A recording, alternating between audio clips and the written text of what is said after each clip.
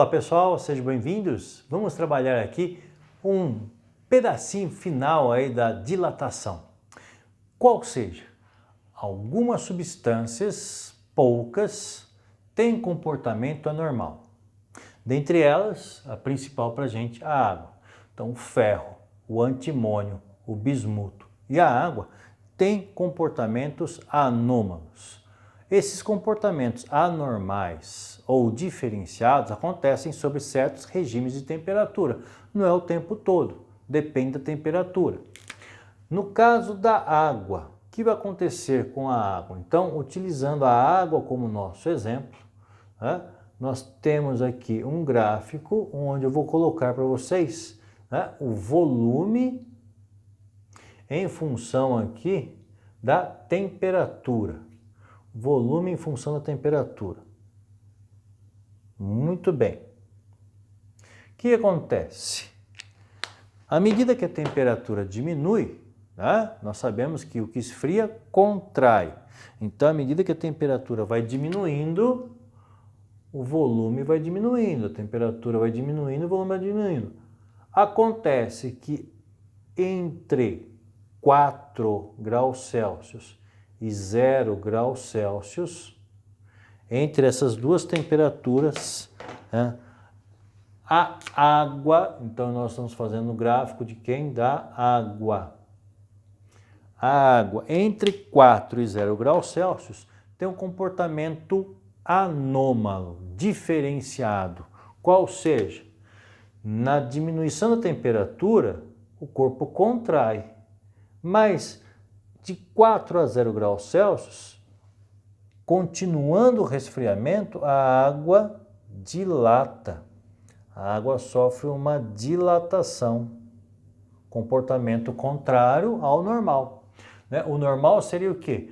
Durante o resfriamento ir contraindo, mas a água entre 4 e 0 graus Celsius tem um comportamento anormal, ao invés de continuar a contração, ela dilata.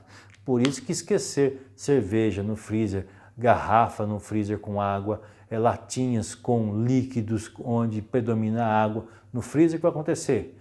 Esqueceu no freezer, poxa, vai esfriando, esfriando, esfriando, de 4 a 0 graus Celsius, ela vai sofrer dilatação e acaba estourando esses recipientes.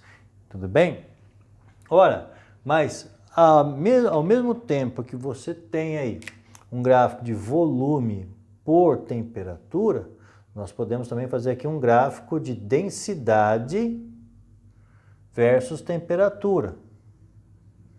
E o que vai acontecer? Densidade é massa dividida pelo volume. Legal? Então o que vai acontecer? Se você tem o volume diminuindo provoca o aumento da densidade. Então a densidade ela vai ter um gráfico parecido, só que é rebatido.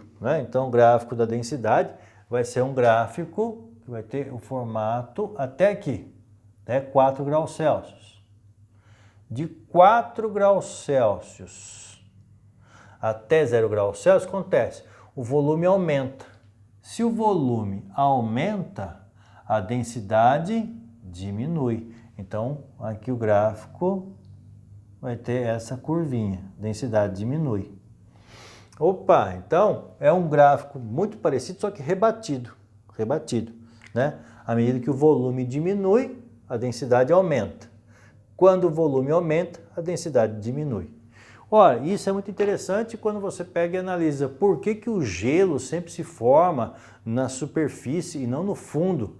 Ele se forma primeiro na superfície e depois no fundo. Exatamente por causa dessa ideia.